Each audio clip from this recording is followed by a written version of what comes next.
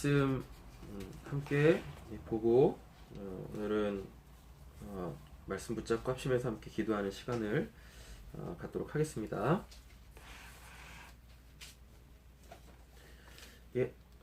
오늘 우리 함께 보실 말씀은 마태복음 2장입니다. 마태복음 2장 말씀 함께 보도록 하겠습니다. 마태복음 2장 1절부터 12절 말씀까지 볼 건데요. 11절 말씀을 좀 집중해서 보도록 하겠습니다. 마태복음 2장 1절에서 12절인데 익히 많이 들어서 아시는 본문이죠. 이제 신앙생활을 몇 해 하셨다면 연말 성탄절만 되면 이제 듣는 말씀이잖아요. 그죠? 네, 그래서 오늘은 이 본문 안에서 도대체 뭘 이야기하고 있는지 정확하게 좀 보도록 하겠습니다. 본문 기니까요 11절만 좀 우리 합심해서 함께 읽어보고 말씀 구체적으로 나누도록 하겠습니다. 자, 보겠습니다. 집에 들어가 아기와 그 어머니 마리아가 함께 있는 것을 보고 엎드려 아기께 경배하고 보배합을 열어 황금과 유황과 몰약을 예물로 드리니라. 아멘. 이제 동방 박사가 그 하나님의 인도하신 별이겠죠. 그 별의 인도를 받아서 이 별은 넷째 날 만들어지죠. 창세기 1장에 보면 그 넷째 날 별이 만들어집니다. 하나님께서 만들어 놓으신 것 중에서 의미 없는 것들은 단 하나도 없어요.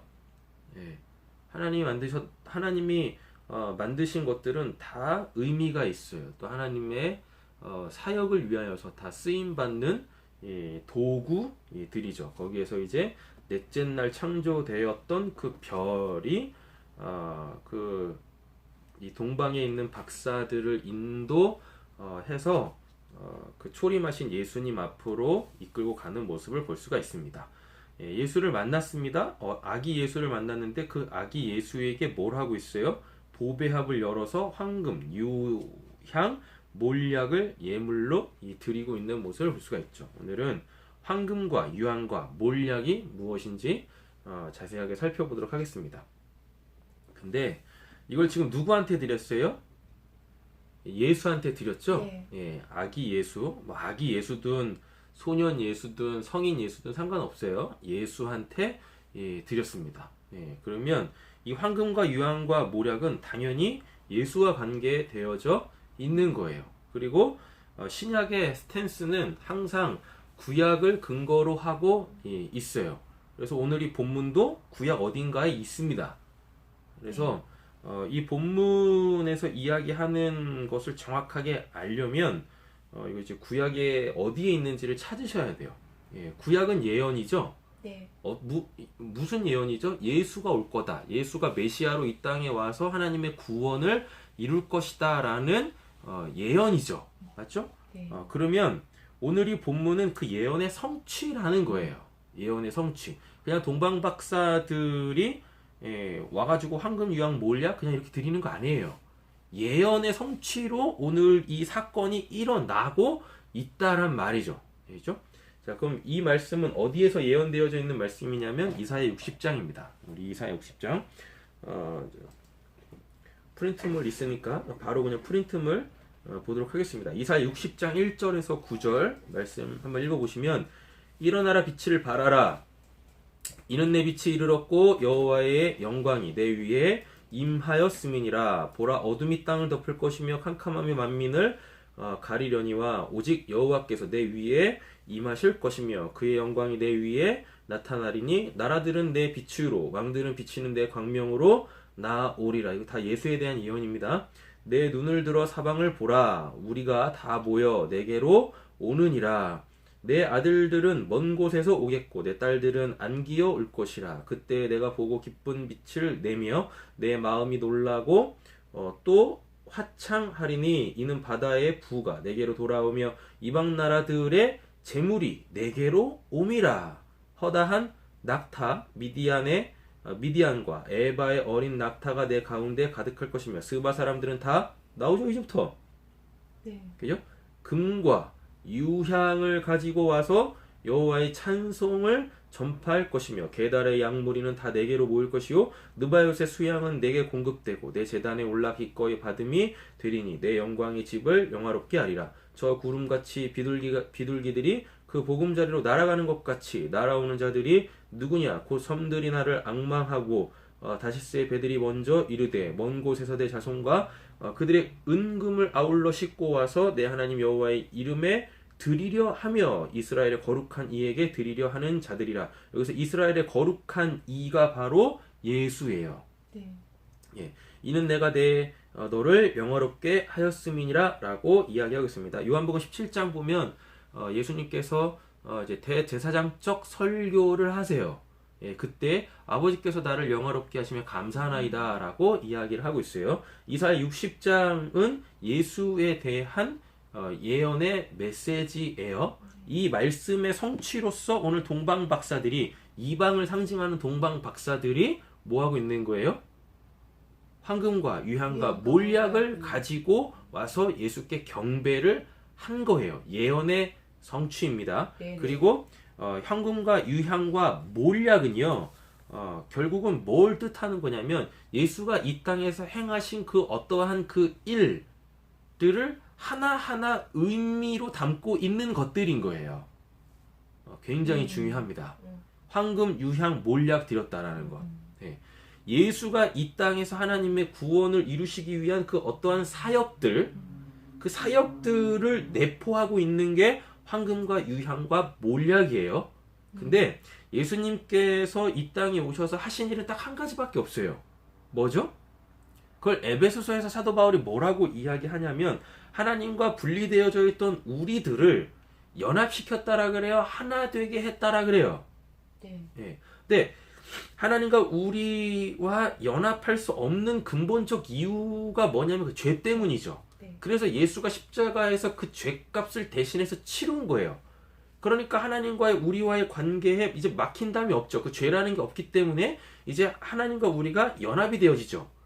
성경에서 말하는 우리 기독교 신앙의 구원관은 뭐냐면 하나님과 우리가 온전하게 연합이 되는 거예요. 그래서 우리가 하나님을 온전하게 아는 거죠. 그래서 그분으로 온전한 그 거룩한 삶을 사는 그것이 바로 이 기독교 신앙이 이야기하고 있는 구원이죠. 네. 예. 예수님께서 요한복음에 뭐라고 이야기를 하시냐면 영생은 곧 하나님이 보내신 그 아들을 아는 거고 믿는 것이 영생이라 그래요. 믿는 것은 내가 믿나이다 이런 거 아니라 그랬었어요. 믿음은 실체라 그랬었어요. 믿음, 피스티스, 확실하다. 그럼 뭐가 확실한 겁니까? 없어지지 않고 변하지 않는 것, 영원한 것, 그것만 확실한 거예요. 근데 그거는 누구밖에 없어요? 하나님밖에 없어요. 그래서 하나님만이 진리신 거예요. 네. 그 하나님께서 그래 내가 있는 것처럼 이제는 너도 내 안에 있어 라고 그 정체성, 하나님이 부여하신 정체성을 부여받게 되어지면 그게 바로 피스티스 믿음이라고 하는 거예요. 예, 이렇게. 예. 근데 요 세 가지 사역이 바로 황금과 유향과 몰약이 어느 부분들을 이렇게 파트로 가지고 있는 겁니다. 근데 황금과 유향과 몰약이 어디에 들어가 있었어요? 보배 합에 들어가 있었어요. 예. 그러면 보배 합이라는 건 뭐냐면 그 안에 귀한 보물이 들어가 있는 거죠. 네. 그죠? 사도 바울이 우리에게 뭐라고 이야기하냐면 우리는 우리의 이 질그릇을 육체라고 표현합니다. 우리의 육체, 이 질그릇에 보배를 가졌다라 그래요. 근데 그 보배는 누구냐면 예수입니다. 그죠? 근데 예수는 인간이셨잖아요. 그러니까 인간이신 예수가 우리 안에 들어올 수가 없어요. 그러니까 뭘로 오셨어요? 예수가 성령으로 오셨다고요. 그러면 이 성령으로 말미암는 하나님과의 우리와의 그 구원을 이루는 그 사역, 이 세 가지니까 3대 사역이겠죠. 네. 그 3대 사역이 황금과 유향과 몰약이라고 그래요. 예. 그러니까 보배합이 결국은 뭐냐면 이게 예수예요. 예수. 네. 예수 안에 뭐가 있어요? 황금, 유향, 몰약. 네. 하나님과 죄인된 우리가 연합이 되어지는 그 구원을 완성하는 그 귀한 보배가 바로 예수에게 담겨져 있단 말입니다. 네. 그리고 그 예수의 보배로운 사역이 적용된 자들은 이제 뭔 거예요? 이 육체라는 질그릇 안에 그 보배, 예수 그리스도를 가진 자들인 거예요. 그럼 그 예수 그리스도는 내 안에 성령으로 계시죠? 그럼 그 성령께서 나에게서 뭐 황금과 유향과 모략의 사역을 하시는 거예요. 네. 되셨죠? 그래서 성령의 기름 부으심. 예. 그걸 성령의 기름 부으심이죠. 그래서 이제 나도 뭐 하는 거예요? 그렇게 섬기는 거예요.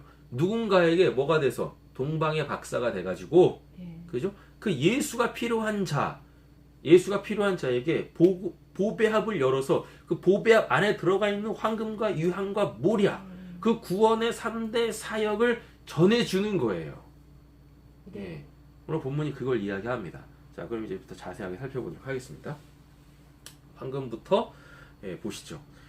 이미 지금 이거는 구약에 예언되어져 있는 것의 성취라 그랬었어요. 네. 그죠? 그러면 구약에서 이야기하는 황금과 유향과 몰약이 뭔지를 아셔야 되고, 요것이 다시금 신약에서 어떻게 사용되어지고 어떤 상황 속에서 어떤 이 의미가 부여되어지는지를 보셔야 하는 거예요.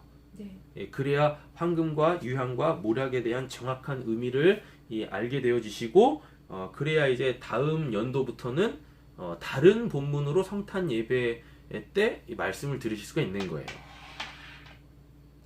해마다 들으면 이상한 거잖아요. 예수의 성탄에 대한 메시지가 얼마나 많은데 해마다 듣는데 해마다 몰라. 해마다 새롭고.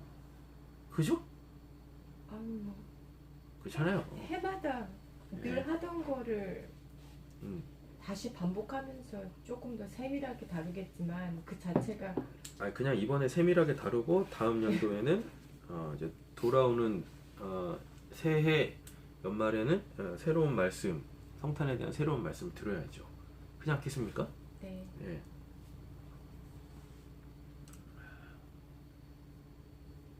광복절날 뭐 이런 말씀 전하겠어요? 그래요? 예. 자, 보겠습니다. 구약에서부터 찾으셔야 되는 거예요. 구약에서부터 금이 도대체 어떻게 쓰였는지, 그죠? 유향은 어떻게 쓰였는지, 모략은 어떻게 쓰였는지 보셔야 하는 거죠. 프린트물 이미 나눠드렸습니다. 출애굽기 20장에 보면 나와요. 자, 볼게요. 그들은 조각목으로 궤를 짜되 길이는 2규빗 반, 너비는 1규빗 반, 높이는 1규빗 반이 되게 하고 너는 순금으로 그것을 싸되. 이 조각목은 아무 쓸모짝에 없는 나무예요. 근데 이 쓸모짝에 없는 이 나무로 지금 뭘 하고 있냐면 그 성소 있죠. 네. 성소의 기명들을 만들어요. 네. 성소의 기명들. 예. 순금으로 그것을 싸되 조각목으로 먼저 틀을 잡아놓고 그 다음에 이제 그걸 뭘 하는 거예요? 도금. 황금으로 덮어요. 예.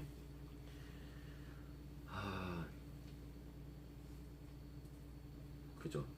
도금이라고 얘기를 해야 되나? 덮으니까 도금 맞을걸요? 그래요. 도금이라고 하죠. 네. 순금으로 이 조각목을 덮는다고요. 네. 그러면 조각목은 안 보이겠죠. 네. 맞죠? 그럼 뭐만 보이겠어요? 금만 보여요. 금만. 예. 일단 금은 성경에서 빛을 상징하고요. 네. 빛을 상징하고 그 빛은 영광입니다. 영광. 예. 그래가지고 금으로 왕들이 자신들을 치장했어요. 네. 예. 그 왜 그러냐면 자기에게 뭐가 있다는 얘기예요? 영광이 있다는 얘기인 거예요. 영광이. 예. 근데 모든 영광은 하나님이 취하시죠. 예. 그죠? 그래서 황금은 빛을 상징하고, 그리고 그 빛은 영광을 뜻합니다. 그래서 황금은 뭐예요? 영광이에요. 영광. 그럼 이제 고민을 하셔야 돼요. 영광이 뭡니까? 독사죠. 하나님을 나타나시는 거, 드러내시는 거, 예, 하나님이 당신을 계시하시는 거. 근데 영광은 이런 측면인 거예요. 뭐냐면 하나님이 본인의 일을 하시는 거예요. 네. 그래서 하나님 자체가 드러나는 게 아니라 네. 하나님이 행하신 일이 확 펼쳐져서 네. 누군가가 그거에 수혜를 받을 때 그가 하나님께 영광 올려드립니다 라고 할 때 영광인 거예요. 그래서 하나님의 자기 계시하고는 좀 달라요. 영광은 하나님의 자기 계시는 예수 즉 말씀밖에 없어요. 예. 근데 말씀이 선포되어지는 걸 영광이라고 하지는 않습니다. 하나님이 직접적으로 어떤 구원 사역 또는 징계나 심판 이런 것들이 임할 때 그때 영광이라 그래요. 그러니까 자기 계시는 하나님의 자기 계시는 말씀, 예. 특별히 예수 그리스도만이 하나님의 자기 계신 거예요. 예. 하나님 본인 자체를 드러내시는 거. 그거는 예수 그리스도밖에 없죠. 예. 되셨죠? 자, 사데크 안팎을 싸고 위쪽 가장자리로 돌아가며 금태를 두르고 이렇게 되어 있어요. 조각목으로 채를 만들어 금으로 싸고 계속 싸죠. 네. 그죠? 계속 싸. 그러니까 금은 뭔가를 덮는 거예요. 금은 뭔가를 계속 덮어. 순금으로 속죄소를 만들되 길이는 2규빗 반, 너비는 1규빗 반이 되게 하고 금으로 그룹 둘을 속죄소 두 끝을 쳐서 만들되 너는 조각목으로 상을 여기서 이제 이거 지성소 안에 있는 법궤 얘기하는 겁니다. 방금 읽었던 말씀은. 근데 그거는 조각목으로 만들지 않고요. 그냥 아싸리 처음부터 금으로 다 만들어요. 아싸리 처음부터. 왜 그러냐면 지성소는 누가 임재하고 계신 곳이에요? 하나님이 임재하신 곳이죠. 맞죠? 그리고 법궤 자체를 조각목으로 만들고 그거는 금으로 싸지 않는 이유가 뭐냐면 그 법궤 자체가 뭐니까요. 하나님을 뜻해요. 그리고 그 법궤 안에 뭐가 들어가죠 나중에? 아론의 쌍난 지팡이 그리고 그 돌판 두 돌판 그리고요. 그리고 저기 만나를 담은 항아리가 들어가죠. 근데 이 세 가지가 다 뭐냐면 인간의 죄가 하나님 앞에 폭로되어졌던 것들인 거예요. 아론의 쌍난 지팡이 뭐예요? 그때 불순종해가지고 그죠? 불순종이라기보다는 그러니까 반역. 니만 제사장이냐? 니만 하나님의 말씀을 전하냐? 이러면 질서를 깨트렸다고요? 그러면서 이제 하나님께서 딱 선택하신 이 사람을 통해서 하나님께서 이야기하시겠다고, 그죠? 이야기하시겠다고. 그거 이제 증표로서 아론의 지팡이에서 이제 싹이 나죠. 이렇게 되어집니다. 그 다음에요. 그 만나가 담긴 항아리. 만나가 담긴 항아리. 하나님의 말씀으로 살아야 될 자들이 뭐예요? 육신에 먹을 것을 생각했죠. 그러면서 뭐 했어요? 자꾸 애굽으로 돌아가려고 그랬었죠. 애굽에서는 부추도 먹고 고기도 먹었는데 우리 뭐 하고 있냐? 이런 것들, 그죠? 그러니까 이건 소위 말하면 이제 이거는 육신의 정욕을 이야기하겠죠. 그죠? 다음에요. 돌판은요? 두 돌판 깨진 두 돌판. 그 두 돌판이 의미하는 건 뭐죠? 그건 철저히 우상 숭배죠. 맞죠? 왜냐하면 두 돌판 받을 때 뭐가 있었습니까? 밑에서 황금 송아지 만들어 놓고 송아지에다가 금으로 덮어서 황금 송아지를 만든 게 아니라 살아있는 소에다가 자신들의 귀고리를 다 빼가지고 녹여가지고 그거를 장신구를 만들어서 살아있는 소를 덮었다고요. 금으로. 살아있는 소를요? 살아있는 소에다가 금으로 덮은 거예요. 그렇게. 그래서 그거는 결국은 하나님에 대한 우상화죠. 맞죠? 그러면서 그 소를 보면서 뭐라 이 소가 우리를 여기까지 인도한 하나님이다라고 했다니까요. 근데 그걸 어디다가 법궤 안에 넣었어요. 그러니까 하나님이 인간을 보지 않겠다는 얘기예요. 그리고 속죄소 그 뚜껑으로 덮어버렸단 말이에요. 그리고 또 하나님의 임재를 상징하는 그 두 그룹, 그룹이 천사들인데 이 천사들은 하나님의 임재를 상징하는 천사들입니다. 날개 이렇게 있는 거, 그죠? 그래가지고 지성소에 있는 기명은 법궤와 속죄소밖에 없는데 이건 그냥 순금으로 다 만들어요. 하나님 자체시란 얘기인 거예요. 네. 하나님이 죄악된 우리들을 품고 우리를 안 보시겠다는 얘기인 거예요. 죄된 우리를 안 보시겠다는 얘기입니다. 근데 휘장 너머의 그 성소는 다 뭘로 만드냐면 그 조각목으로 상을 만들고요. 그거를 금으로 덮어요. 네. 예, 금으로 덮어요. 그래가지고 여기에 뭐가 있냐면은 금촛대가 있고, 여기에 뭐가 있냐면은 떡상이 있고, 여기에 뭐가 있냐면 이제 분향단이 있어요. 예, 금촛대는 이것도 순금으로 다 만듭니다. 왜냐하면 성령을 뜻하니까. 성령이 조명을 뜻하기 때문에 조각목으로 만들지 않아요. 되셨죠? 전적인 하나님의 이 은혜, 하나님만이 하시는 은혜. 근데 요 떡상은 말씀을 뜻하겠죠. 네. 그 다음에 휘장 앞에 있는 분향단은 기도예요. 제사장들이 거기서 이제 향을 피우면서 뭘 했냐면 기도를 드렸거든요. 요 말씀과 기도는 우리의 영역인 거예요. 이건 사람이 하는 거잖아요. 말씀도 사람이 전하고, 그죠? 기도도 누가 하고 사람이 하잖아요. 그러니까 이거 두 개는 뭘로 만들어야 돼요? 조각목으로 만드는 거예요. 쓰잘데기 없는 쓸모없는 조각목으로 만들고, 그거를 뭘로? 금으로 덮는 거예요. 금으로 덮어가지고 뭐 하는 거예요? 하나님이 받으시는 그걸로 바꿔내시는 겁니다. 이렇게. 그래서 하나님의 전적인 이 구원 사역은 다 순금으로 만들고요. 하나님과 우리와의 그 거룩이라는 공통점을 가지고 우리가 뭔가를 해야 될 것들이 있다면 그건 뭘로? 조각목으로 만들고 거기다 이제 금으로 덮는 거예요. 금으로. 하나님의 영광으로 덮는 거예요. 이렇게.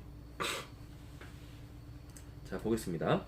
나머지 뭐 본문 다 그 얘기예요. 너는 조각목으로 상을 만들되 길이는 2규빗, 너비는 1규빗, 높이는 1규빗 반이 되게 하고 순금으로 싸고 주위에 금태를 두르고 그 주위에 손바닥 넓이만한 턱을 만들고 그 턱 주위에 금으로 태를 만들고 또 조각목으로 그 채를 만들고 금으로 싸라. 상을 이것으로 맬 것이시니라. 너는 순금으로 등잔대를 쳐 만들되. 여기서 또 순금이잖아요. 이거 성령의 조명을 뜻하니까. 그 밑과 줄기와 장과 꽃받침과 꽃을 한 덩이로 연결하고 이렇게 돼 있잖아요. 그러니까 금은 뭐냐면 금은 덮는 거예요. 금은 덮는 거예요. 하나님이 안 보시겠다는 얘기입니다. 그리고 하나님이 하신 일만 하나님이 보시겠다라는 게 금인 거예요. 금. 되셨죠? 네, 이렇게 되어집니다. 자, 베드로전서 1장 7절에 보면 이런 말씀이 있어요. 너희 믿음의 확실함은 뭘로요? 불로 연단하여도 없어질 뭐보다? 금보다 더 귀하여 예수 그리스도께서 나타나실 때 칭찬과 영광과 존귀를 얻게 할 것이니라 라고 이렇게 이야기를 하고 있죠. 그러니까 결국 황금이 이제 정리를 해보면 황금은 뭐냐면 속죄를 뜻합니다. 속죄. 덮는 거니까. 네, 속죄를 뜻해요. 그러니까 황금이 의미하는 게 뭐라고 그랬었어요? 영광이라고 했었죠. 영광은 뭐라고 그랬었습니까? 하나님의 구원이 펼쳐지는 거. 그래서 그 수혜를 받을 때 인간들이 뭐예요? 하나님께 영광 올려드립니다. 라고 했었잖아요. 하나님이 우리를 덮으셨어요. 우리의 뭘 덮으셨습니까? 우리의 죄를 덮었죠. 그렇죠? 우리의 죄를 덮었어요. 아무 쓸모짝이 없는 조각목인 우리를 그 금, 하나님의 영광으로 덮었다고요. 그러니까 하나님이 죄인된 우리를 더 이상 보시지 않겠다라고 우리를 덮는 사건이 있었어요. 그게 뭐 예수 그리스도의 십자가의 죽음이죠. 맞죠? 하나님의 구원 사역이 집약적으로 역사 속에서 딱 펼쳐졌던 것이 예수의 십자가밖에 없다고요. 예수의 십자가. 그래서 그 십자가의 대속이 뭘 뜻하는 거냐면 황금을 뜻하는 거예요. 동방 박사가 지금 보배합을 열어서 황금을 예수께 갖다 바쳤다라는 건 예수여 당신이야말로 뭐 하시는 자입니까? 하나님의 영광을 드러낼 자입니다. 근데 그 하나님의 영광은 무엇이냐면 바로 십자가의 속죄의 은혜죠. 대속의 은혜죠. 예, 네. 대속의 은혜.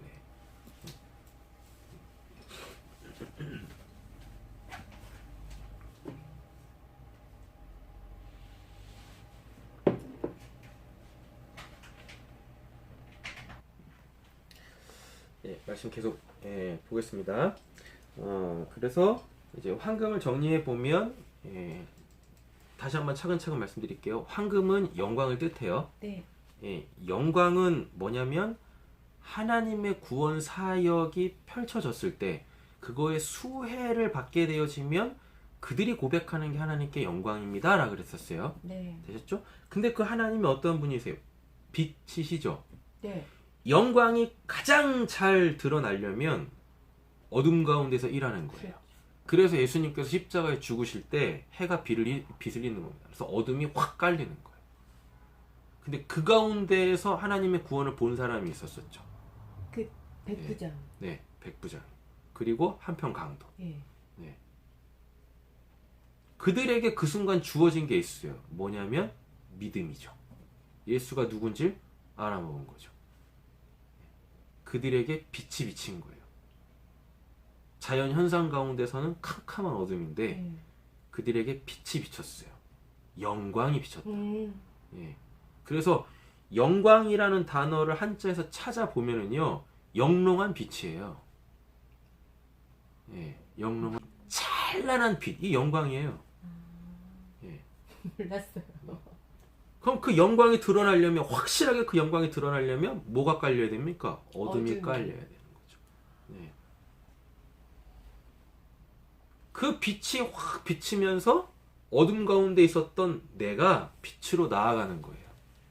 근데 내가 덮이는 거예요. 더 이상 요한복음 1장에는 다 빛이 비치면 그 백성들이 오히려 거부했잖아요. 했다고요. 그때는 예수가 아직 십자가에서 안 죽을 때니까요. 아. 예. 그 영광도 아무나 받는 게 아니라고요. 하나님의 예정하심이 있는 사람들만 하나님이 역사 속에서 실제로 역사를 행하실 때, 구원의 역사를 이루실 때 하나님께서 예정하신 사람들만 그걸 보면서 뭐 하는 거예요? 영광 올려 드립니다라고 하는 거예요. 오케이. 아무나 구원받는 거 아니에요. 교회는 아무나 가죠. 그죠? 네. 근데 교회 안에서 아무나 구원받는 거 아닙니다. 하나님의 영광이 있는 자만 받아요. 그렇게. 황금을 받은 자. 우리 맨날 이번 보면은 맨날 이러죠. 뭐예요? 황금 갖다 바치라 그러고, 유황 갖다 바치라 그러고, 몰약 갖다 바치라 그러고. 그죠? 아니, 그래요. 대부분 그래요. 그러니까 그 황금이 의미를 또 풀어주잖아요. 자기 나름대로 해석해가지고. 그죠? 자기 나한테 나름대로 제일 생각하죠. 값어치 있는 거를 시간이냐 돈이냐 여러 가지 그거를 바쳐라. 성경에서 그런 걸 얘기 안 한다니까요. 하나님이 우리한테 원하시는 건 뭐냐면 내가 내 거라고 가지고 있는 걸 원하시는 게 아니야. 하나님은 나 자신을 원하세요. 네. 내 자신이 황금으로 덮여서 네. 하나님께 드려지면 돼요. 아멘. 예, 그러시는 거예요. 내가 뭐가 되면 돼요? 내가 황금이 되면 돼요. 황금이 뭘 의미하니까요. 덮는 거라고 했었잖아요. 네. 속죄받은 자, 은혜 받은 자. 그렇게 되어지면 이제 하나님께서 뭐 하세요? 야, 드디어 내가 너를 받을 수 있게 됐다라 그래요. 하나님은 죄인은 받지 않으세요. 죄를 어떻게 받으십니까? 하나님이 죄인을 받는 그 순간 거룩하신 하나님 앞에서 그 죄인이 영벌을 받게 되어지는데, 네. 그러니까 구원하고 싶어도 구원하실 수가 없단 말이에요. 그러니까 하나님께서 우리를 뭘로 덮으세요? 황금으로 덮는 거예요. 다시 말해서 그 황금을 그냥 예수 그리스도로 예수 그리스도의 속죄의 사역이 덮는 거. 황금이라고요. 네. 예. 그러면서 그 황금의 의미를 정확하게 알았던 그 베드로가 이 베드로전서 1장 7절에서 이렇게 얘기하잖아요. 너희 믿음의 확실함은 불로 연단하여도 없어질 금보다 더 귀하여라고 돼 있잖아요. 이 말씀을 다시 풀어보면 이렇습니다. 뭐냐면 하나님한테 금 갖다 바치고 뭐 시간 갖다 바치고 물질 갖다 바치고 이런 얘기하는 게 아니라, 자, 황금은 영광이에요. 네. 그죠? 하나님의 그 영광이 뭐냐면 십자가의 대속이에요. 네. 우리가 십자가에서 속죄를 받으면 내가 어떻게 돼요? 그게 바로 내가 황금으로 덮인 거예요. 그렇죠. 그죠? 네. 그러면 이제 하나님께서 받으실 수 있는 자가 되시는 네, 거예요. 네, 네. 그럼 그때 그걸 또 뭐라고 하냐면 거룩이라 그래요. 그럼 거룩한 산제사? 예. 산 거룩한 제물, 산 제물, 산 제사. 예. 거룩의 뜻이 뭐냐면 하나님이 받으실 만한 네. 이란 뜻이에요. 네, 네. 또는 하나님께 속한 이란 말이에요. 되셨죠? 네. 그러니까 내가 황금이라는 걸로 덮여야 돼. 근데 그 황금이 속죄의 은혜예요. 즉 내가 속죄의 은혜를 받으면 하나님이 더 이상 나에게서 뭘 안 보세요? 죄를 안 보시죠. 네. 그렇죠. 그래서 하나님이 나를 받으신다고요. 이렇게. 하나님이 나를 당신의 것으로 취하신다고요. 네. 그럼 이게 거룩이에요. 네. 되셨죠? 거룩은 뭐냐면 하나님하고 연합되는 거예요. 그래서 네. 하나님이 뭐라고 해요? 내가 거룩하니 너희도 거룩하라 그러잖아요. 맞죠? 그래서 네. 우리가 거룩한 삶을 살아야 되잖아요. 네. 거룩한 삶을 산다는 얘기는 하나님한테 온전한 연합. 내가 지금 하나님 안에 있다는 얘기예요. 네. 잘 한번 보세요. 하나님은 진리시죠. 네. 하나님 피스티스시죠. 네. 확실하신 거죠. 진짜 있는 거. 진짜 네. 있으신 분이잖아요. 네. 근데 내가 그 안으로 들어가요. 음. 거룩이라는 걸로 내가 하나님과 연합이 돼요. 그럼 내가 뭐가 되는 겁니까?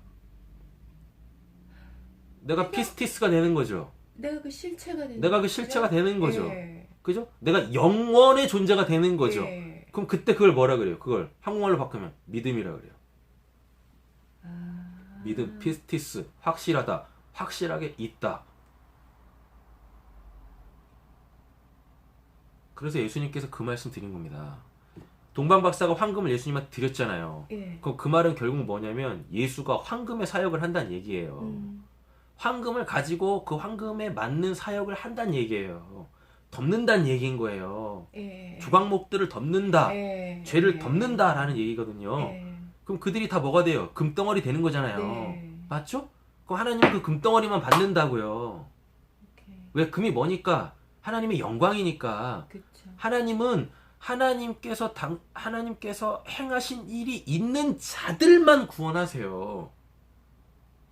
그게 황금으로 덮인 자, 네. 은혜 그죠? 받은 자. 은혜 받은 자만 하나님께서 내가 너한테 은혜 베풀었지? 그럼 넌 내 거지. 이렇게 선별해서 뽑아 가신다고. 이게 구원이라고요. 교회 다닌다고 다 구원받는 게 아니라고요. 알아요. 그렇게 구원을 받습니다. 근데 예수가 그 황금을 가지고 황금의 사역을 했다고요. 황금은 변하지 않잖아요. 네. 그래서 황금이 결국 뭘 의미하는 거냐면 그 믿음을 의미하는 거예요.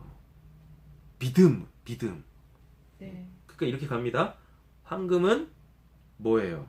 영광이에요. 영광은 뭐예요? 거룩이에요. 네. 거룩은 뭐예요? 믿음인 거예요. 그래서 하나님과 온전하게 연합되는 거예요.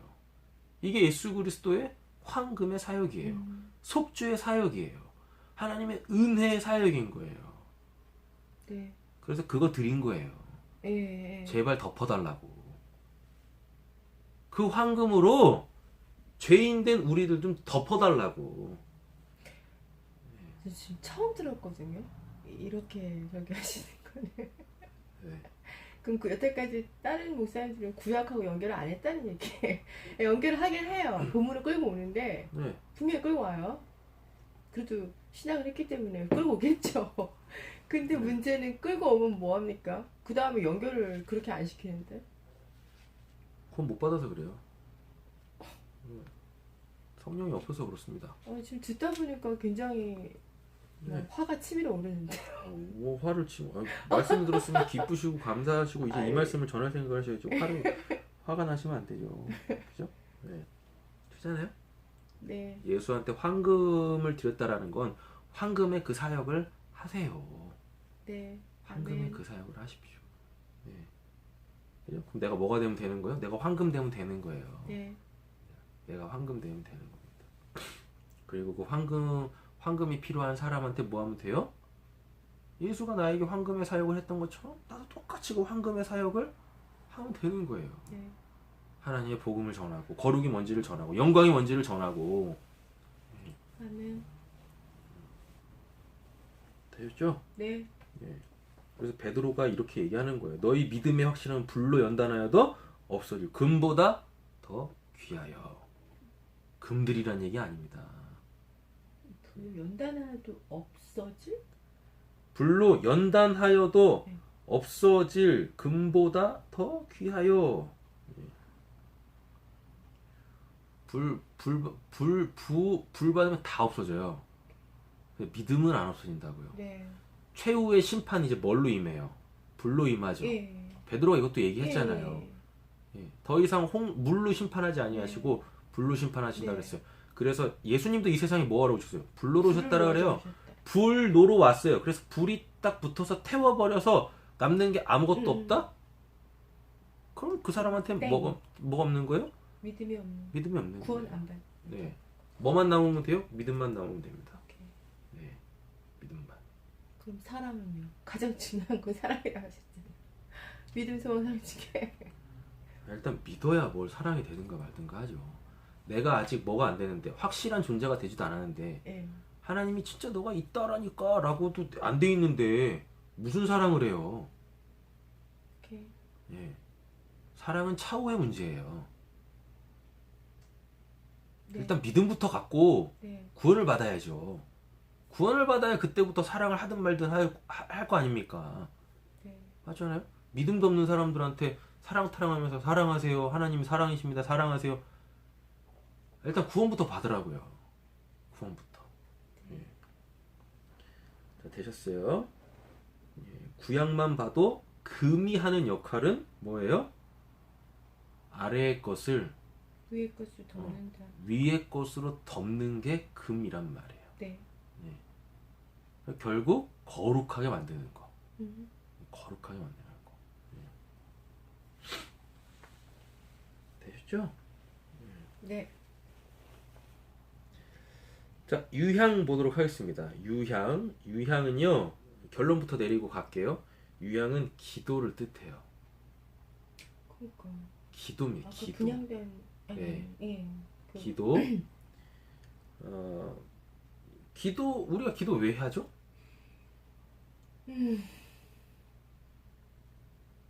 하나님과 소통하기 위하여.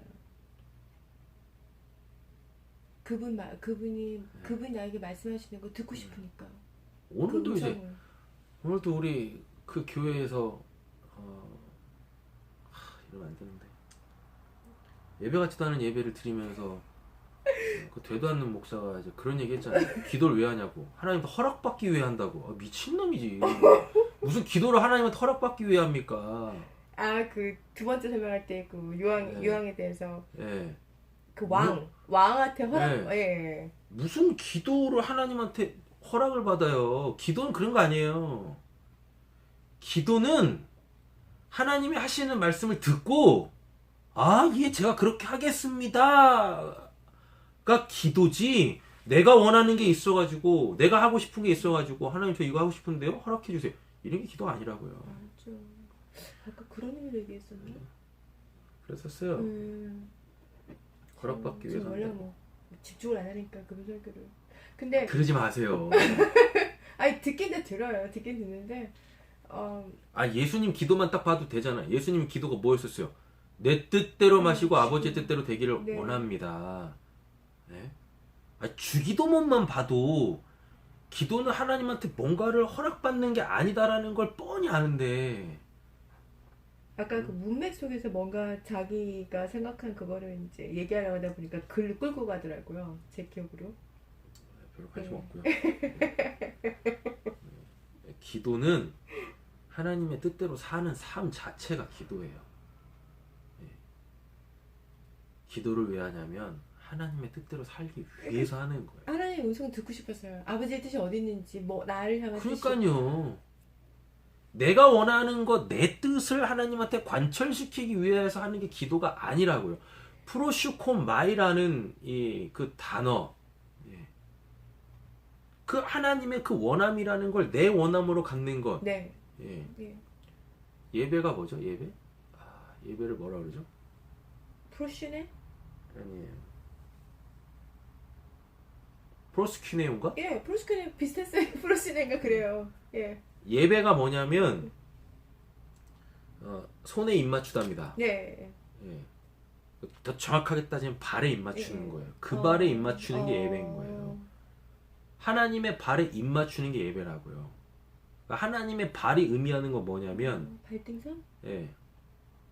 하나님의 땅은 하나님의 예, 발등상이 발판이라는 얘기거든요. 네. 하나님 발을 올려놓으신 곳이 그게 발판이에요. 네. 근데 이건 이제 문화적 이해가 필요한데 왕들이 의자에 이렇게 앉잖아요. 네. 신하들 다 이렇게 모아놓고 이제 법령을 반포합니다. 예. 예.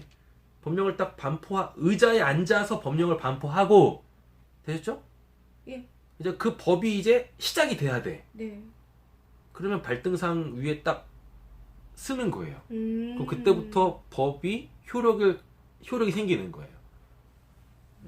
하늘은 하나님의 보좌요. 네. 하늘에서 하나님이 말씀하세요. 예. 땅은 하나님의 발등상이다라고 했을 때 보좌에서 말씀하신 그 내용들이 이 땅에서 성취되어지는 것, 그게 발등상이라고요. 아, 네네. 그러니까 결국 예배라는 게 하나님의 발에, 하나님의 손에 입맞추다라는 건 뭐냐면 하나님이 하신 말씀이 제 삶 속에서 성취되어지길 원합니다. 이게 예배인 거예요. 기도는 하나님의 원함을 내 원함으로 갖는 거고. 그러니까 기도는 하나님 프로스코만 알고요. 방금 예배는 네.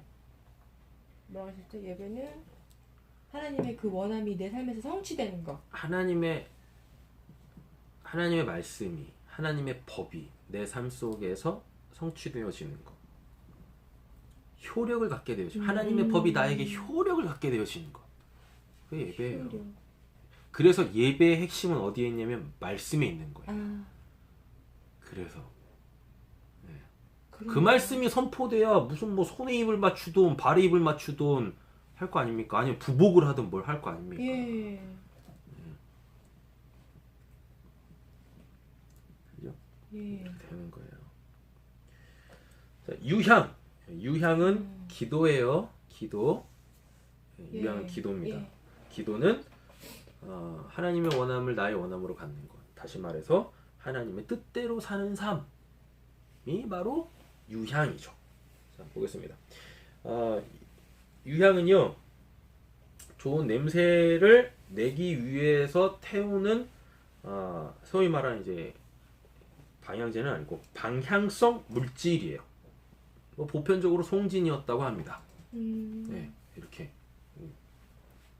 이걸 태우면 향이 날 거 아니에요. 네. 그 향을 하나님께서 받으셨다고요. 예. 그래서 이게 어디서 쓰이는 거냐면 제사 드릴 때도 쓰여요. 네. 소재 드릴 때도 쓰이는데 네. 유향은 본질적으로 어디 쓰이냐면 분향단 있죠. 네. 성소에 보면 휘장 앞에 분향단이 있는데 여기에다가 향을 피운다고요. 유향을 피운다고요. 네. 그래서 그걸 태워. 그럼 이 향이 이렇게 올라가겠죠. 그때 뭐예요? 제사장이 기도를 하는 거예요. 네. 그럼 제사장의 그 기도 소리와 이 향이 믹스가 돼서 하늘로 올라가요. 그럼 그걸 하나님이 들으신다고요. 이런 개념이 있었다고요. 네. 네, 이런 개념이. 그럼 왜 하필 향이냐? 향은 눈에 보이죠. 연기요? 그 연기는 눈에 보인다고요. 네. 그래서 그 연기가 계속 하늘로 올라가요. 그래서 하나님의 임재도 연기, 구름 기둥, 구름 이런 식으로 나오는 거예요. 하나님은 눈으로 볼 수 없죠. 네. 예. 하나님은 눈으로 볼 수 없지만 하나님이 임재하셨다라는 것이 어떻게든 보여야 되는 거예요. 네. 그렇죠? 그래서 그 연기, 구름 이런 걸 하나님께서 이용하셔가지고 내가 지금 너희들 가운데 있다니까라는 것을 상징적으로 보여주셨다는 겁니다. 그래서 성도가 기도할 때, 제사장이 기도할 때 그 연기를 피워가지고 거기다 자기 소리를 집어 넣은 거예요. 그럼 이걸 하늘로 올라갈 거 아닙니까? 그럼 하나님이 받으신다라고 이렇게 생각을 했다고. 네. 자, 보겠습니다. 사무엘상 15장 17절에서 23절 보시면 이게 뭐냐면 이제 아말렉과의 전쟁이 일어나요. 그때 사울이 하나님의 은혜로 전쟁을 이겨요. 근데 하나님께서 조건을 거셨어요. 다 진멸하라고. 음흠. 아말렉에 가면 좋은 거 많을 텐데 그거에 마음 뺏기지 말고 싹 다 죽여라 라 그래요. 싹 다 없애라 라 그래요. 진멸하라 그런다고요. 네, 네. 근데 하나님의 그 말씀을 듣고 실질적으로 그렇게 전쟁에서 이겼어요. 이겼는데 좋은 걸 다 남겼어요. 그리고 심지어 아말렉 왕도 안 죽였어요. 예, 하나님의 말씀에 불순종했죠. 그래서 사무엘이 와가지고 책망을 합니다. 네. 그랬더니 사울이 되지도 않는 핑계를 대요. 하나님한테 좋은 거 드리려고요. 하나님이 원하시는 건 뭐예요? 순종이잖아요. 순종. 말을 듣고 그대로 순종하는 건데 사울은 뭐 했어요? 자기 생각을 예. 넣어가지고. 네. 네. 아, 또 탐심이 있었겠죠. 좋으니까. 그죠?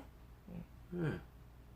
하나님의 말씀으로 가득 차 있었으면 아무리 눈에 보기에 좋은 것이 있다 손 치더라도 그거가 마음에 안 들어오겠죠. 아니 근데 갑자기 사무엘은 아니 사울은 항상 사무엘을 통해서 하나님을 만났다고도 볼 수 있잖아요. 본인이 사실상 본인이 어떠한 자인지 아니까 그래요. 본인이 직접 하나님을 만나면 하나님의 거룩하심에 저 죽을 거라는 걸 알고 있어요. 자기가 죄인이라는 걸 알고 있어요. 사울은. 아, 오케이. 근데도 범죄하기 전에 사울은 직접 하나님을 만났어요. 예언까지 했다고요. 그래서 네. 왕이 됐어요. 근데 어느 순간부터 하나님의 말씀대로 안 살죠. 네. 네. 그죠? 하나님 말씀대로 안 살아요. 그러니까 하나님을 직접적으로 아련할 수가 없죠. 하나님 직접적으로 만나는 그 순간 뭐 하니까? 하나님 심판을 받으니까. 사울도 자기가 죄인이라는 걸 압니다. 그럼 본인이 그거를 하나님을 지금 두려워하는 그게 있단 말이에요. 경외함이라고 표현하기 좀 그렇지만 하나님이 어떤 네. 것을 그걸 아는 사울이 왜 굳이 이런 바보 같은 그게 죄인 거예요. 딱 걸릴 만한 일을 그게 왜 죄라고요. 모르면 몰라도 사울은 아는데 하나님을 만났으니까 그분의 어떠함을 알았던 자잖아요. 네. 그게 죄라고요. 아니 저 같은 경우는 지금 하나님의 실체를 제가 하나님 실체를 못 만났기 때문에 솔직히 아버지가 완전히 두렵거나 하는 그 떨림까지는 제가 몰라요. 근데 사울은 지금 분명히 하나님과 교제를 했던 사람이고 네. 그러면 알 텐데 어떻게 감히 아는 사람이 이렇게 할 수가 있죠? 나 그게 죄라고요. 이해가 안 돼요. 아니 그러니까 그게 죄라고요. 이렇게. 지금 이해가 안 되시잖아요. 네. 근데 그게 죄 때문에 그런다고요. 그 사람에게 죄가 있으면 그렇게 행동해요. 그렇게 행동을 하게 된다. 예. 그렇다고 또 하나님을 놓을 수도 없어. 이렇게. 그러니까 이게 참 아이러니한 게 인간이 하나님과 접촉할 수 있는 접촉점이 뭐냐면 그 죄예요. 그렇죠. 예. 그리고 은혜예요. 음. 이 두 가지로 하나님하고 인간이 접촉할 수 있어요. 네. 그리고 시대 자체가 우리하고 너무 다른 시대죠. 거긴 그냥 아싸리 그냥 처음부터 그냥 하나님을 믿는 기본적 베이스의 나라인데. 그렇죠. 그렇잖아요. 네. 마치 우리 한국 사람들한테 뭐가 기본 베이스인 것처럼요. 유교가 기본 베이스인 것처럼. 네. 그 누가 가르쳐 주지 않아도 당연히 한국 사람이 그렇게 살잖아요. 네. 그런 분위기에서 이해를 하셔야 될 부분도 있는 거예요. 예. 그래가지고 사무엘이 아주 그 유명한 말씀을 네. 사울한테 하죠. 아니 우리에게 하죠. 자, 당신의 하나님 여호와께 제사하려고 양과 소를 끌어왔나이다 하는지라. 사무엘이 이르되 어디서부터 볼까요? 당신 하나님이래. 네, 당신 하나님이에요. 이제 자기 알겠어요. 하나님도 아니야. 개인적인 만남이 네. 있었던 건 아니잖아요. 그러면 사실상 이렇게까지 얘기할 정도면 지금 발 빼고 있잖아요. 당신의 하나님, 내 하나님도 알고. 네. 이렇게. 그래서 히브리서에서도 말씀하고 있지만 한 번 빛을 본 자들이 타락하면 회개할 기회가 주어져도 회개 안 해요. 네. 그러니까 아예 하나님이 처음부터 회개할 기회조차도 주지 않는 거예요. 아, 그래서 무서운 거예요. 그 은혜를 받으면 소위 말하는 일사각오가 돼야 돼요. 은혜 받고 내 맘대로 살아보겠다? 말도 안 돼요. 은혜 받고 하나님하고 늘 타협하면서 이렇게 살아보겠다? 말도 안 돼요. 하나님한테 그런 게 없어요. 하나님의 진정한 은혜를 받은 사람은 뭐 없어요, 그냥. 대안도 없고 차안도 없어요. 그냥 뭐예요? 그냥 하라고 하면 그냥 하는 거예요. 그게 답이에요. 계획도 없어요, 그러니까. 계획을 뭐하러 합니까? 계획 세울 필요가 없어. 진짜 은혜 받은 사람들은. 뭐 어차피 뭐 하나님이 하라고 하시는 거 그냥 그때그때 하면 그냥 끝인데 뭘. 그런 거예요. 그러니까 이제 소통이 되면은 되는 거잖아요. 그죠?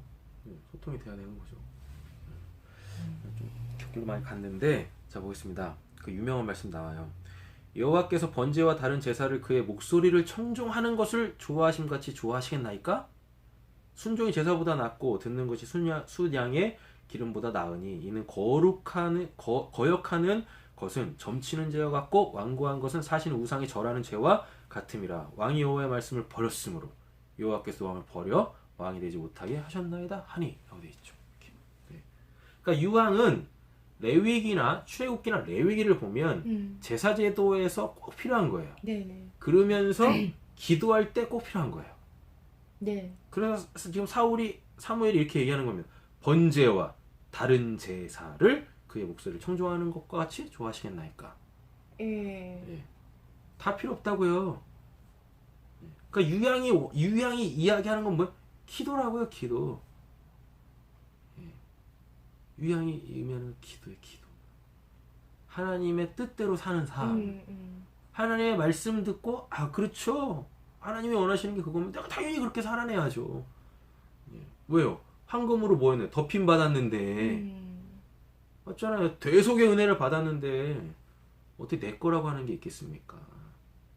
네. 그래서 예수님도 뭐 했어요? 예수님 항상 기도하셨어요. 네. 예수님 항상 기도하셨어요. 심지어 그런 말씀도 하시지 않습니까? 귀신 내어 쫓지 못하고 있을 제자들이 야 기도 외에는 이런 이유가 나갈 수가 없어. 맞아요. 기도하셨다니까요. 기도. 유향은 기도입니다. 하나님이 받으시는 기도. 아멘. 요한계시록 5장 8절 보시면 그 두루마리를 취하심에 네 생물과 24장로들이 그 어린 양 앞에 엎드려 각각 검은 고와 향이 가득한 금 대접을 가졌으니 이 향은 성도의 기도다라고. 네. 이게 유향이에요. 이게 유향이라고요. 네. 그러니까 지금 동방 박사가 예수님한테 유향 드렸다는 얘기는 뭡니까?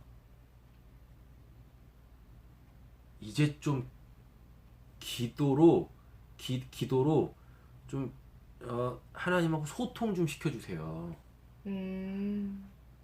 그래서 이걸 알았던 사도 바울이 또 뭐라 그래요? 디모데 전서에서. 쉬지 말고 기도하라? 그건 데살로니가 전서고요. 디모데전서에서 기도에 대해서. 네. 중보, 도고 나오잖아요. 네. 간구와 기도와 네. 도고와 네. 감사로 얘기하잖아요. 기도해야 되는 거예요. 누군가를 위해서 기도하는 거예요. 누군가를. 내가 뭐가 돼야 돼요? 내가 유향이 돼야 되는 거예요. 내가. 네. 기도하는 자가 돼야 됩니다. 아니 그 기도 외에는 이런 이유가 없다고 하셨을 때, 이렇게 기도의 그 본질적인 가장 큰 뜻은 네. 하나님의 뜻을 내가 아는 거잖아요. 알고 그대로 살겠다. 하나님의 원함. 하나님의 원함 하는 거. 뜻은 계획이에요. 근데 기도 외에는 그런 이유가 없다라는 것은 기도 아니면 해결이 안 된다고요. 그 하나님의 원함을 먼저 무슨 여기 오병이어 때도 그렇고요. 예. 칠병이어 때도 그렇고 만찬 때도 그렇고 예수님 기도하고 떡 떼시고 물고기 나누시고 잔 나누십니다. 예, 알아요. 예. 기도할 때 십자가에서 죽을 각오 하시는 거고. 그때 기도는 사실 하나님의 원함을 아는 거라기보다는 그건 기본적으로 자, 예수님이 예, 겟세마네 기도하기 전에 3번에 걸쳐 가지고 뜻을 얘기해요. 하나님의 뜻을 얘기한다고요. 네, 그죠? 하나님의 뜻을 얘기했는데 네, 정작 십자가가 목전까지 왔을 때는 예. 예수님이 기도를 한다고요. 예, 뜻은 이미 있다고요. 계획은 이미 있다고요. 아, 근데 뭐예요? 계획만 있으면 뭐예요? 원함이 있어야 그 계획을 실천할 거 아닙니까? 계획은 말씀으로 듣는 거고요. 네, 하나님의 뜻은 말씀으로 듣는 예, 거고 예, 말씀 들으면 뭐예요? 원함이 있어야지. 그러니까 지금 기도에 대해서 물어오신 거잖아요. 네, 기도는 하나님의 원함을 내 원함으로 갖는 거예요. 갖는 거, 너가 정말 이렇게 살기를 원해. 너에게서 내 뜻이 이루어지길 원한다니까. 그걸 내 삶의 모토로 갖게 되는 거. 네, 기도하면 그렇게 된다. 네, 기도해야 돼요. 기도하면 원함이 생겨요. 그러니까 쉽게 말하면 기도하면 마음이 바뀐다고요. 마음이 내가 바뀌는 거죠. 내 자신이. 생각이. 마음이 바뀐다고요. 예. 마음이. 뜻은 분명히 뜻은 안 바뀐다고. 계획은 안 바뀐다고. 근데 문제는 뭐예요? 마음이 없으니 계획을 알아도 실천을 안 하지. 예. 기도는 원함을 갖는 거예요. 근데 기도하면은 계획도 당연히 아버지랑 소통하면 아버지 뜻이 뭔지도 서로 아니에요. 하나님의 뜻은 하나님의 계획은 말씀으로 주어져요. 그러니까 말씀을 들어야 네. 기도도 할 수 있는 거예요. 음. 그러니까 말씀 없이 기도해가지고 이게 하나님의 계획이에요. 이렇게 하세요라고 하는 건 다 거짓이에요. 다 거짓이라고요. 예. 예언 사역이라고 있죠. 예언 사역하는 사람들의 특징이 있습니다. 뭐예요? 기도하죠. 그렇잖아요. 그래가지고 내 기도 네, 기대해볼게. 이거다 이대로 다 거짓입니다. 이 성경 자체가 예언이에요. 성경 자체가 예언. 그쵸. 네. 하나님께서 우리에게 행하신 일들은 이 범위 안에서 다 일어나요. 이 범위 안에서. 그래서 말씀을 알아야, 말씀을 들어야 하나님의 뜻, 하나님의 계획을 알고요. 네. 하나님의 계획, 뜻을 알았으니까 이제 그거를 하기 위해서 없는 마음 달라고 하는 거예요. 하나님 저에게 그 마음 주세요. 하고. 그러니까 이걸 알았던 누가요? 베드로가 말씀과 기도로 거룩하고 우리는 그 말씀과 기도에 전념하겠다라고 네, 네. 얘기하는 거예요. 성도한테 기도와 말씀 없으면 아까 그랬잖아요. 뭐 떡상, 분향단 네. 이거 없으면 안 돼요. 이거 없으면 되시죠? 네. 유향은 기도입니다. 다시 말씀드리지만 네. 기도는 하나님의 이거 좀 뜻대로 사는 삶이라고 했는데 하나님의 원함을 갖는 것. 오케이. 이미 뜻은 있으니까 뭐예요? 이제 그 뜻대로 살려면 기도해서 하나님의 그 원함을 내가 가져야 되겠죠. 네. 너가 이렇게 살아야 된다니까 라고 하는 하나님의 그 마음 가져야 되는 거예요. 예수님은 자의적으로 한 게 하나도 없어요. 요한복음을 보면 네. 내가 말하는 것도 다 아버지한테 들었기 때문에 말하는 거고 아버지가 지금도 일하시니까 나도 일하는 거고 이렇게 얘기하신다고요. 근데 그걸 뭘로 하셨어요? 기도로 하셨다고요. 기도로. 모든 일에 다 기도하시면서 하셨다고요. 습관적으로 기도하고. 네.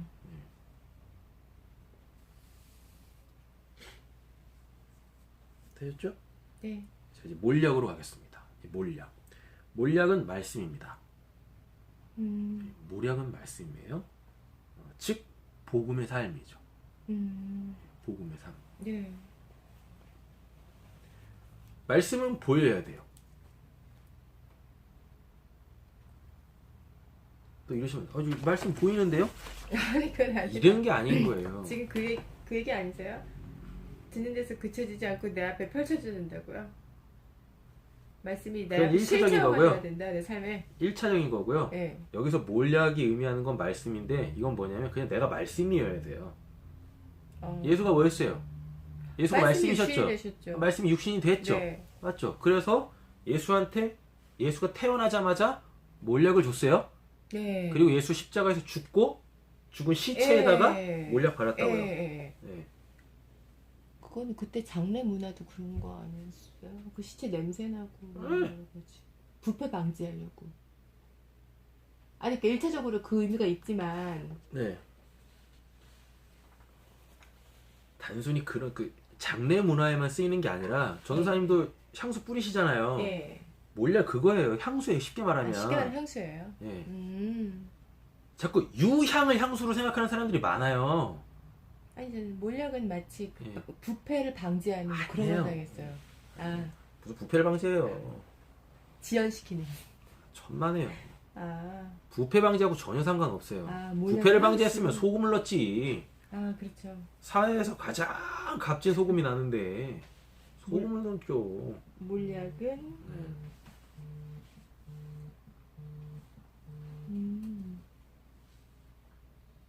몰약은 말씀. 몰약은 말씀입니다. 말씀.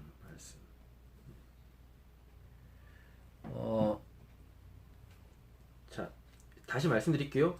몰약은 향수예요. 네. 예, 그래가지고 몸에 뿌립니다. 네. 이렇게 네네네. 되셨죠? 몸에 뿌린다고요. 음. 그래서 뭐 하는 거예요? 향기로운 냄새를 내게 하는 거예요. 예. 예. 향기로운 냄새를 내게 한다고. 되셨죠?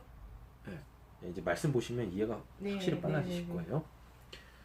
자, 결론부터 또 내려볼게요. 몰약은 말씀, 즉 복음의 삶입니다. 이 뭔 말이냐면 말씀은 이렇게 성경으로 보는 것도 있어요. 근데 누군가가 날 보면서 저 사람 말씀대로 사는구나. 이거 보여야 돼요. 이게 복음에 합당한 삶입니다. 네. 이게. 예. 이게 바로 뭐예요? 그리스도의 향기예요. 네. 너는 그리스도의 편지라 라고 하잖아요. 네. 사망의 냄새가 아니라 생명의 냄새를 발해야 된다라고 얘기한다고요. 자, 몰약은요 특정한 관목의 향기로운 송진입니다. 유향은 송진을 굳혀요. 네. 그래서 그걸 태운다고. 네. 됐죠? 예. 근데 몰약은 뭐예요? 음. 그냥 송진 자체예요. 네. 네, 굳으면 안 된다고.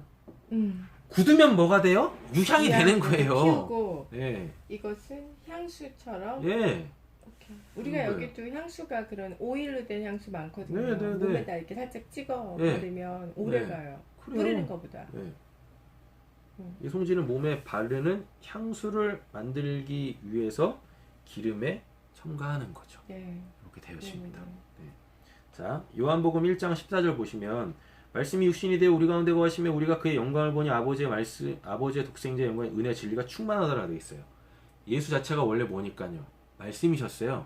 네. 그죠? 근데 그 말씀이 뭐가 됐어요? 육화됐죠? 육화됐다는 얘기는 살을 가졌다는 얘기예요. 네. 네. 그래서 예수님께서 또 뭐라 그래요? 성만찬 때 자꾸 자기 살 이야기하면서 야, 내 살 먹어 그래야 살아라고 한다니까요. 네. 그래서 예수님께서 40일 동안 광야에서 금식하시고 뭐 하셨어요? 사람이 떡으로만 살 것이 아니요 하나님의 입에서 나오는 모든 말씀으로 살리라. 그 말이 뭡니까? 나로 사는 거야. 내가 산 자인데 내가 사람을 살리는 자지. 내가 살기 위해서 떡 먹어서 내 생명 유지하는 거 아니야? 연명하는 거 아니야? 그런 얘기라고요. 아시죠? 네. 예수 자체가 말씀이셨어요. 하나님의 입에서 나온 살리는 영이세요. 네. 예. 근데 그게 뭐가 됐어요? 눈에 보이는 형태로 나왔다고요. 예. 그죠? 그럼 그게 이제 육화됐다는 얘기입니다. 육화가 뭐예요? 살이라고요. 요 살. 그래서 예수님께서 요 살 먹어라! 라고 얘기하는 거예요. 그 말은 그건 뭐예요? 말씀대로 살아야 돼. 예수님께서 이런 말씀하세요. 요한복음에. 내가 너희에게 전한 말이 너희 안에 있으면 그게 내가 너희 안에 있는 거고 너희가 바로 하나님 안에 있는 거고 이렇게 얘기한다고요. 네. 그래서 오늘 동방 박사가 몰약을 예수님한테 드린 거예요. 뭐냐면 당신 자체가 말씀입니다. 네. 당신 자체가 말씀이에요. 이거 얘기하는 거예요. 근데 아직도 왜 몰약이 말씀인지 좀 이해가 안 되거든요. 자, 예수님 태어날 때 뭐 했어요? 아기 예수 보면서 네. 몰약 드렸죠. 네. 그죠? 그래놓고 또 뭐예요? 예수 십자가에서 죽을 때도 죽어서 시체가 됐을 때도 네. 뭐 했어요? 몰약을. 몰약. 그러니까 그건 지금 예수의 몸과 관련돼 있다고요. 아. 근데 예수의 몸이 뭐예요? 아, 말씀이잖아요. 그래서 몰약이 의미하는 게 뭐냐면 말씀이라고요. 이 몸에다가 뭘 바르면 몰약을 바르면 나에게서 향기가 나죠. 네. 맞죠? 네. 그게 복음의 삶이라고요. 아. 이걸 알았던 사도 바울이 이렇게 얘기합니다. 아. 고린도 후서 2장 14절에서 17절. 항상 우리를 그리스도 안에서 이기게 하시고 우리로 말미암아 각처에서 그리스도를 아는 냄새를, 이게 몰약이라고요. 그리스도를 아는 냄새를 나타내시나니 하나님께 감사하노라. 우리는 구원받는 자들에게는 망하는 자들에게나 하나님 앞에서 그리스도의 향기는, 이게 몰약이라고요. 몰약. 이 사람에게는 사망으로부터 사망이 이르는 냄새요 저 사람에게 생명으로부터 생명이 이르는 냄새라. 누가 이를 감당하리요? 우리는 수많은 사람들처럼 하나님의 말씀을 혼잡하게 하지 아니하고, 냄새 이야기하다가 뭘로 바뀌어요? 말씀으로 온다고요. 말씀을 혼잡하지 아니하고 곧 순전함으로 하나님께 받은 것 같이 하나님 앞에서 그리스도 안에서 말하노라 라고 얘기한다고요. 몰약은 말씀이에요. 이것도 전 굉장히 충격이거든요, 지금. 네. 좀 설명해 주시니까 알겠어요. 몰약이 왜 말씀인지. 좀 전에 육화 듣고 네. 태어나시면서 네.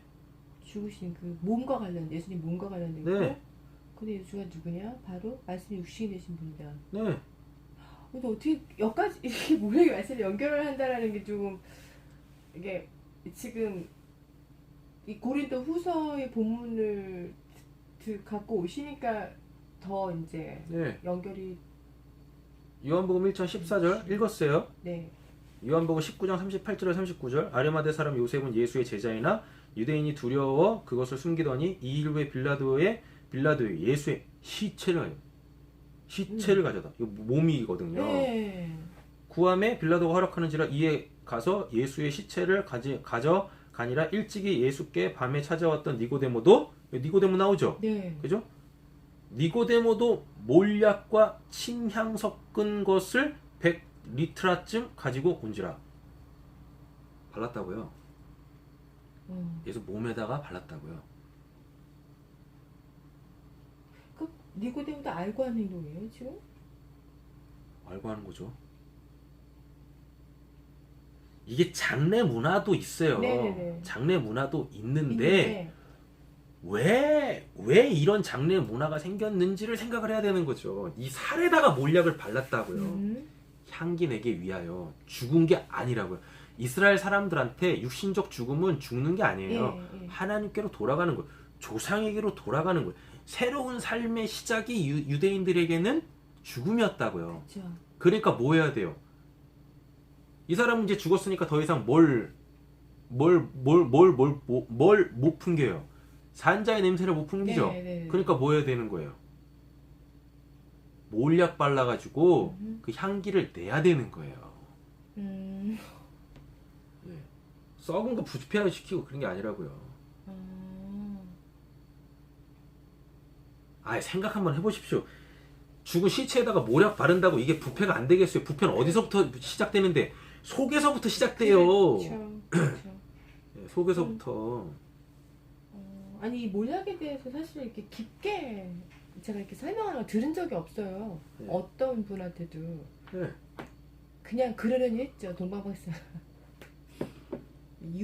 유향과 금까지는 어느 정도 대충 유추를 하는데 몰약은 그냥 넘어갔죠. 항상. 모르니까. 그냥 열리면 다 알게 됩니다. 좋으시겠어요. 그렇죠. 진짜. 제가 단언하건대 이렇게 설교하지 않는 목사들은 아직 성탄절이 오지 않았어요. 예수가 초림도 안 한 거예요, 그 사람들한테. 오 마이 갓. 소림도 안 했어요. 초림도 안 한 거예요. 예수의 초림이 뭔데요? 말씀이 주어짐인데. 목사님은 이거 오늘 하신 거예요? 아니면 원래 이렇게 성탄절마다 설교 이거 가지고 하셨어요?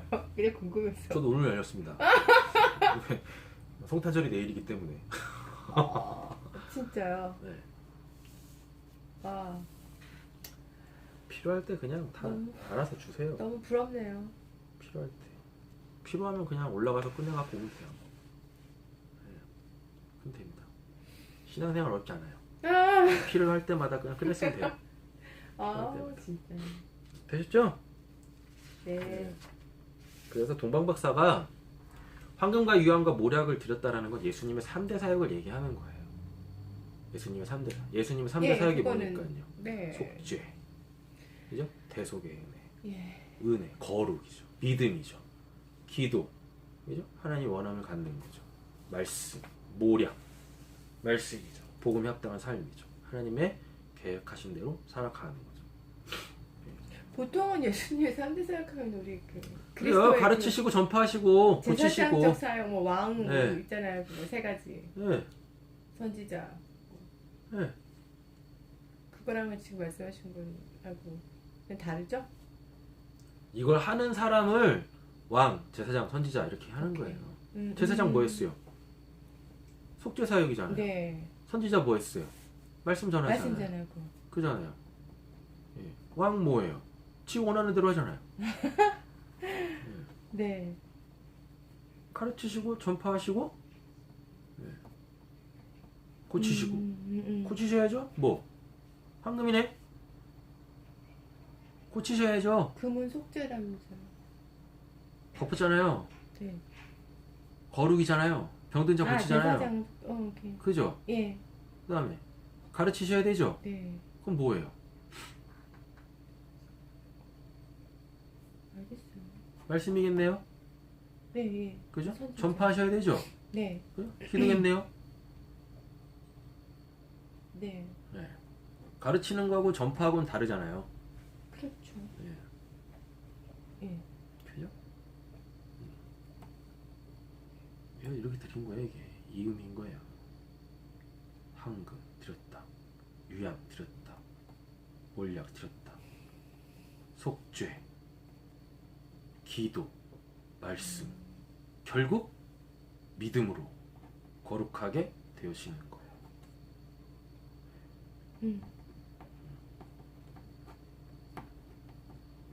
되시죠?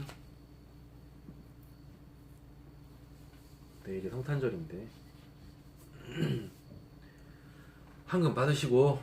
네. 아니 이렇게 어려운데 이거 제가 어떻게 뭐가 어려워요? 아니 지금 열리셨으니까 이렇게 저에게 지금 쉽게 뭐 꺼내다가 말하면 된다고 하시지만 들으셨으니까 이제 이거 묵상하시고, 그죠? 묵상하셔가지고 대속의 은혜 황금으로 덮이시고 네. 유향으로 올라가시고 몰약으로 향기 내시고. 감사합니다.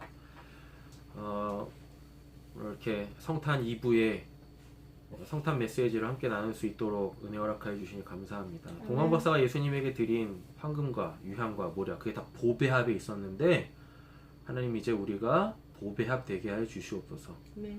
그래야 해서 이 보배합을 열어 황금이 필요한 자, 또 유향이 필요한 자, 몰약이 필요한 자에게 아낌없이 내어줄 수 있는 황금으로서의 삶을, 또 유향과 몰약으로서의 삶을 이 땅에서 살아내다가 그렇게 예수님처럼 하늘나라 올라가는 저희들 되게 하여 주시옵소서.